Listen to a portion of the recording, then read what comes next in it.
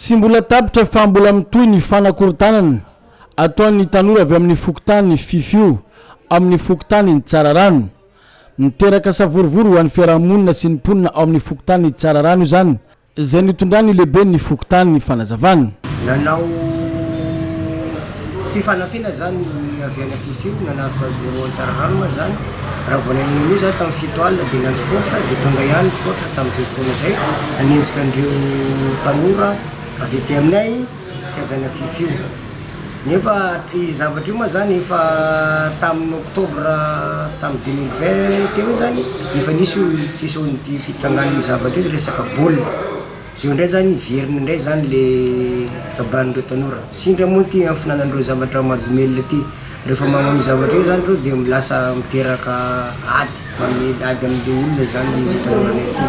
Nambanany lehibe ny fokotany fa tsy miakapofina ho azy ireto tanora ireto raha tsy efa avy mifoka zava-mahadomelina. Eo amin'izay indrindra nampitandrina ireo tanora avy amin'ny fokotany fifio ny se fokotany tsara rano ambany fa andray andraikitra enitra ny tenany. Ka eto indrindra ny tenako dia mampitandrina andreo tanora amin'ny fifio.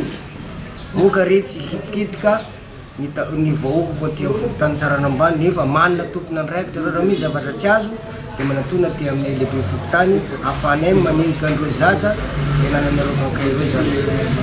Faharoa manaraka an'izany eto koa ma zany dia manao fisaorana ho an'ny vahoaka rehetra eto amin'ny fokotany tsara rano ambany zany tamin'ny famaranana ny taona roapolo sy roa arivo iny tena lamina ny taom-baovao taty aminay satria tsara nisy zava-roatra ndreny. Marina fa efa tamin'ny volana oktobra roapolo sy roa arivo notrangany ity fanafiana avy amin'ny fokotany fifio sy fokotany tsara rano ambany ity. Tsy mbola miravona ny disadisa ankehitriny. Ilaina araka izany ny fidirany an-tsehatra ataony mpitandro ny filaminany sy ireo olon-dehibe eo anivo ny fokotany andany senkilany andravona ny disadisa mba hialana amin'ny mety ho fahavoazana goavany eo amin'ny fokotany andany sy ny ankilany.